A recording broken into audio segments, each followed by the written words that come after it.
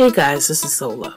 You never know what's going to happen at the Britney Spears concert, but in Las Vegas on Friday, October 16, her sexy costume almost came loose, and one of her male dancers had to rush to her side and offer some help. Check out these pics.